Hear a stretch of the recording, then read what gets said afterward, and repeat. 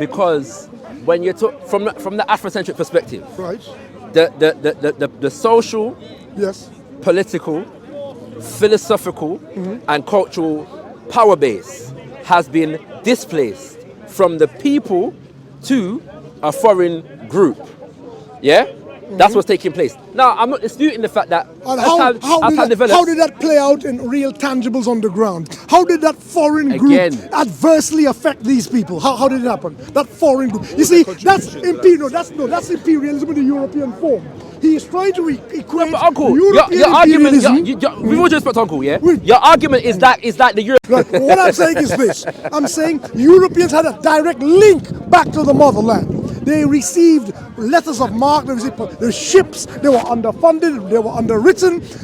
Now, when you are talking about the Muslim influence in Africa, if I as Askia... When did the centralized power... I agree with you that it wasn't centralized in that way. After the fall of the Umayyads, there was no centralized power. But I'm not arguing that there was. What I'm saying is Askia Yes. definitely considered the people that he met in Ethiopia as authorities and superior to him. Sorry, Egypt. As authorities to him and able to grant him certain powers in relation to Islam. Well, they would have known Arabic texts better than he. I would agree with that. That's the point. Running a Muslim government. You know what I'm saying? They would have known the language better than he. It's like you not speaking English. Well, it's for them language, so of course they're going to know better than him. Well, no, it's not that the Egyptians became Arabs. At the point, it would have been for the language. Yeah. So, okay, so of course, if I want to get a better tafsir or interpretation of text, I'll go to the people who speak the language. It's like a person from Guadeloupe want to read Malcolm X. You speak English, you read Malcolm X in the original. You say to him, well, look, I know your English is a bit faulty. I can read and interpret this for you. What's wrong with that? My argument is that from an Afrocentric scholarship perspective, this facilitates Africans and is built developed their upon own scholarship in in Islam. Yes, but the point is that the scholarship in Islam in Africa came at the expense of the development of indigenous social structure, indigenous spirituality, indigenous philosophy. Yes and no. Yes and no. When you displace nuance, let's go for some nuance. Let me do it. He's right. I said yes and no. Let me do it. Right. But let me do your example here. Because you said it. Couple the nuance. It don't mean. Yeah. It don't. I agree with you. Yeah. Bring the nuance. It don't mean. Bring the nuance. Like you said, yeah. It don't. Because you said a minute ago. It don't mean that you can't eat contumely and eba and egusi and these kinds of things. But you see the ancestors' business. We can't deal with that in a region. Yeah. The problem is with that. You can pray for them. Hey, what I'm saying. You pray for them. Hey, what I'm saying. No. You're forgetting that it came to Arabs with the same message. You're repeating that. You're repeating that. No, he doesn't. No, he got it. He understood you. No, he understood you. He's concerned about Arabia. He's understood you. He's only. Can I finish? Listen, Can I finish? He's concerned about They're taking the point, culture they're extending and the the point. way of life which African people were living and teaching. I think when I'm getting him that Arab came with this new idea and said, you He doesn't even care about Arabs. Askia is a He black Muslim. he understood what you're saying. When I get from him that he says, Arabs came and told the Africans, you're wrong in this, do it like this and you will be a better person. Am I getting this from you or not? More than a better person, yeah. Which they did. My point is he's forgetting that the same message Islam gave to Arabs. He understood this. What I'm saying is, So what's from us, the problem? From us, we understand it. Let me just, from us, we understand that. As an Afrocentric, who's not a Muslim, who doesn't see Islam to be the haq, the truth, and whatever, he's not concerned about how that affected Arabians. He's only concerned about how the African spiritual systems were denigrated. He don't care about what they're doing in Hind. But you know, beyond that though, yeah, I think like if somebody came from among Africans, with a new spiritual whatever that is based upon the culture of the people, but takes it, but you know what I'm saying, doesn't reject certain other aspects. Like the Dinka with monotheism. Imposing it on the Yoruba by force. But that's the point. Let's come back to this point, right? Because I noticed that my Muslim brothers and sisters do this. I was listening to Sheikh Hakeem quick the other day, right? I rewatched something that I watched years ago. Slavery, right? Yeah. Right, and he makes this point about monotheism being in Africa from ancient times, and he quotes Ptah Hotep. which is he's known as the person who the oldest book in known in creation. Yeah, it's a book of philosophy, morals, values, governance, and the kind of things there. And he quotes Ptah Hotep, reciting a praise to the Creator. Yeah, and cites this as the idea that monotheism existed in Africa, long time. But Ptah Hotep was dealing with the indigenous spiritual system. Like he wasn't non-indigenous in terms of his spiritual was he wrong about monotheism among Akhenatans and such people? He didn't mention Akhenaten. Oh, okay, but was he wrong about monotheism? Exactly. His general point about monotheism, was he wrong? No. I'm saying that from my perspective, monotheism or polytheism is not a debate in Asian Africa. I've not come across it. I've not come across a debate about whether there are many gods or one God. Yeah? Because the concept of God, that we had, is not reliant upon many or one. You know what I'm saying? It's not. It would have been outside of the concern or the consciousness to have that as a concern. You know what I'm saying? Because because the universe is a oneness. So the idea of there being one or many it's not a concern. So I'm saying that. So when we talk about Akhenaten, I think many people are misinterpreting history when they place Akhenaten as the beginning of monotheism in Africa. Akhenaten was not concerned with monotheism. Yeah, the deity that he elevated was one that was already existing among the people. There was a shrine and a temple to Aten a long time. That doesn't indicate monotheism, though. I'm not saying it negates monotheism. What I'm saying is, Akhenaten comes. He says, you know what? And his thing was political as well. He had an issue with the political structure, and because the political structure was heavily tied to the temples, he wanted to dismantle. And he didn't do this immediately, but he began to elevate the temples associated with Aten, and that began to disturb the social order of the rest of the temples and so on and so forth. Yeah, that's all it was. There's no way in Akhenaten that you read there are not many gods. There's only one, and what's it called? There's no God but Aten, and I am his messenger. You're not going to get that in Akhenaten. It's not going to happen, right? So that's the point I'm trying to make. Now when it comes to, but again, Uncle, it matters not because the Abrahamites that came didn't take the time to differentiate between which is monotheistic among us and which is not. They didn't do that. Yeah, they saw everything as pagan, heathen, and savage, and barbaric. Except the Ethiopians. But the Ethiopians, like the Nubians before them, had accepted Christianity. So that's why they got a bit of a blight.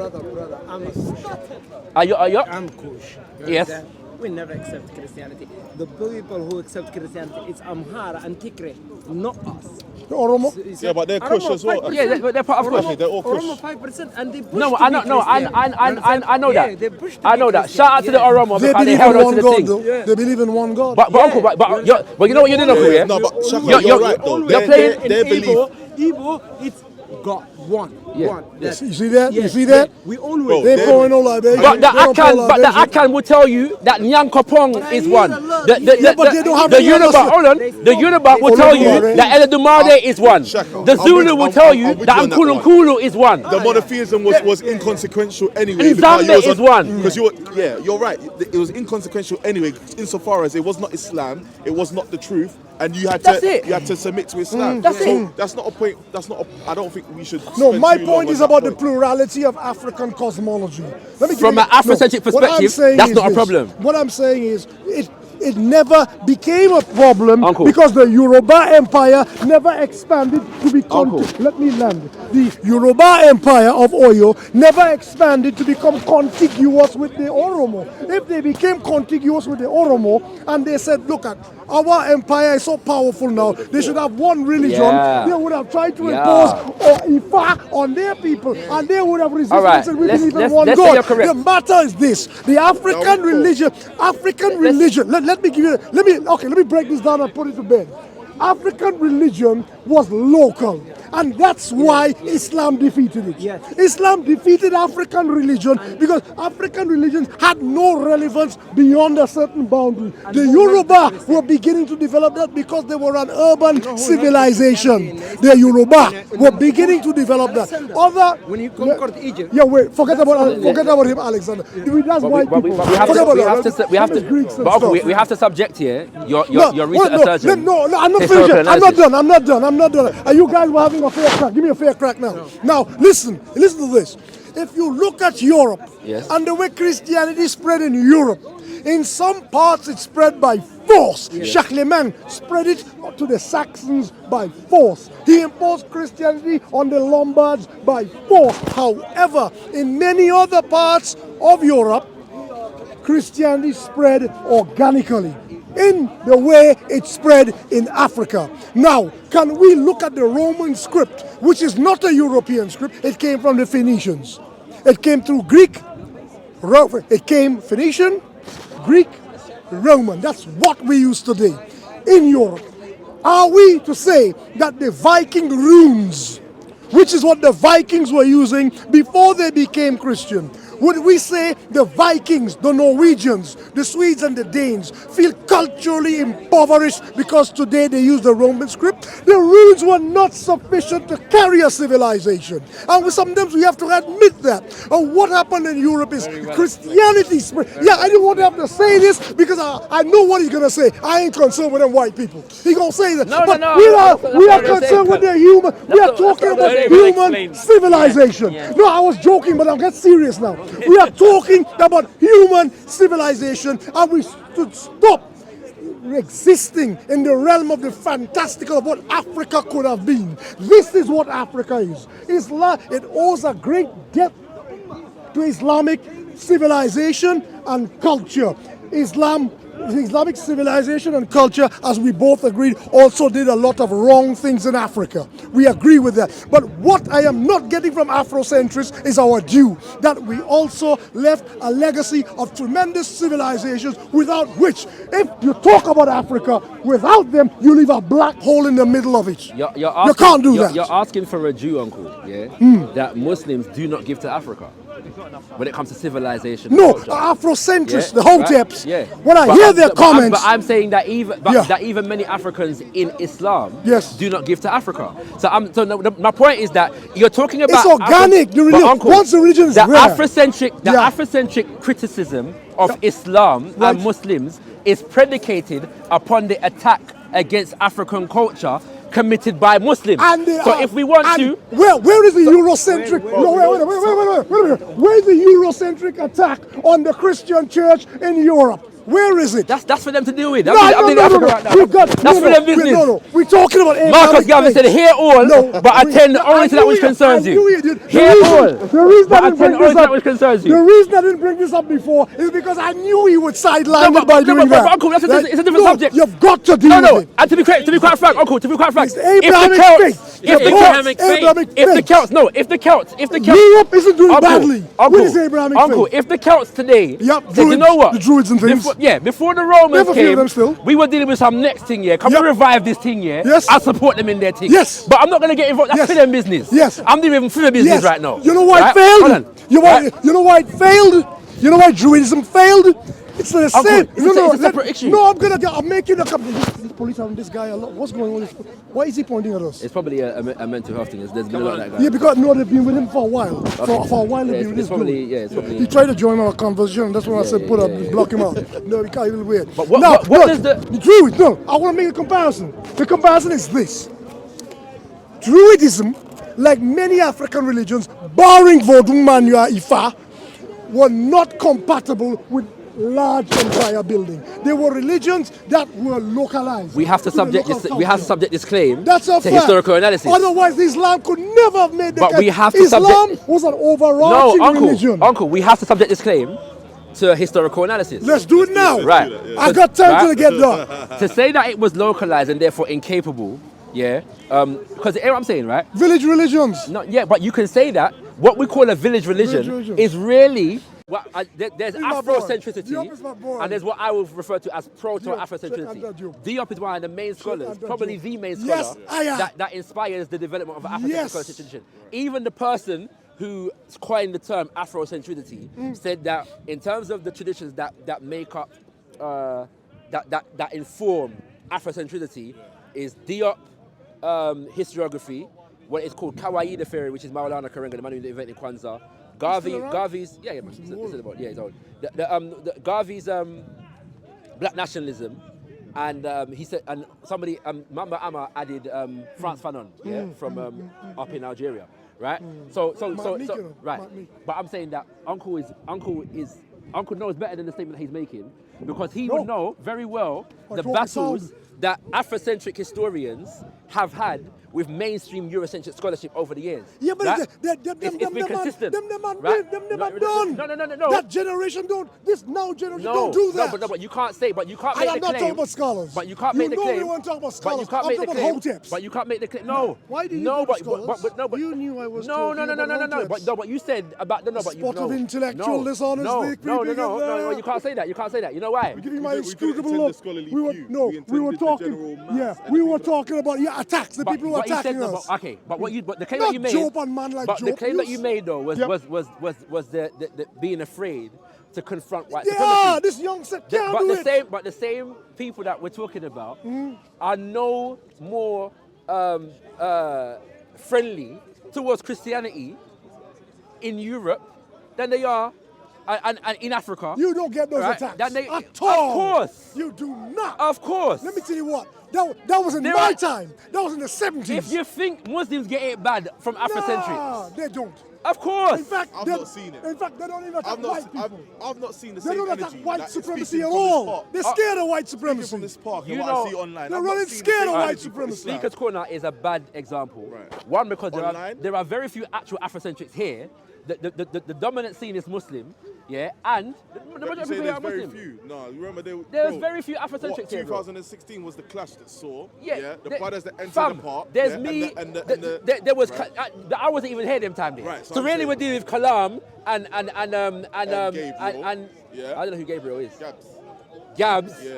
And Sarah. Yeah. That's about it, right? There's nothing to compare. My point is that when you're talking about, because a lot of this Afrocentric scholarship, they're not just dealing with Islam, they're dealing with Abrahamic religions, right? Just what I'm saying, coming out. So and in Islam in that context, so there's no special thing. There's no special animosity towards Islam in that regard. No, it's the weakest link. They're weak and they're attacking weak people. They think we're weak. But Uncle, they can't attack. But that's not white supremacy is too powerful for them. You ever watch Aneta? I watch them. You ever watch Aneta? Right? Okay. There's debates going on right now among Kemetics, as they call it, and Christians about whether Christianity is the white man's religion. And the Christian brothers and sisters are saying that Christians or Israelites? Or Christians, actual Christians. Trinitarians. Yes. And the Christian brothers and sisters are saying exactly what Uncle Danjuma is saying about the Afrocentrics in relation to Christianity. You are denying this. And the same arguments that you're giving in relation to Islam in Africa, they're giving the same arguments about Christianity in Africa, and giving you Ethiopia and Nubia and North Africa, Carthage, and all of these things. They're giving the same arguments. So there is no particular thing that the man have for Islam. It's just that when it gets, obviously, when it comes to Islam, the Muslim are gonna feel it. That's all it is. I'm saying, even with Sinai, the percentage of his material, which is like not focusing on Afrocentricity, they're scholars focusing on Islam and Christianity. Who gets it most? Are you telling me the heat is equally shared amongst Abrahamics? They have a thing on the Muslim. They got a thing with Muslims. And the Hebrews as well. There are periods of time where it depends. As well, in America, you got different kinds of Muslims as well. No, they know that Hebrew scholarship is weak. No. Hebrew scholarship is weak. But he's asked the question, who gets it the most? I'm saying that I can't really make the argument that Muslims get it the most. I am maintaining the Hoteps attack whom they perceive to be weaker targets. They think Islam is weak because the guy who comes from Sanada is weak. That Muslim guy, but that wouldn't make any sense. There are more professed Muslims than there are professed Afrocentric people. To this day, by virtue of numbers, not by virtue of numbers. There is no state in the world that runs an African-centered government based upon valorizing any African spiritual system. None whatsoever. No. You want to go home? No. Right? No. There are Benin and Haiti are examples of where African spiritual systems have more respect. Benin is probably the only African nation whereby an African spiritual system is recognized as a national religion. Right?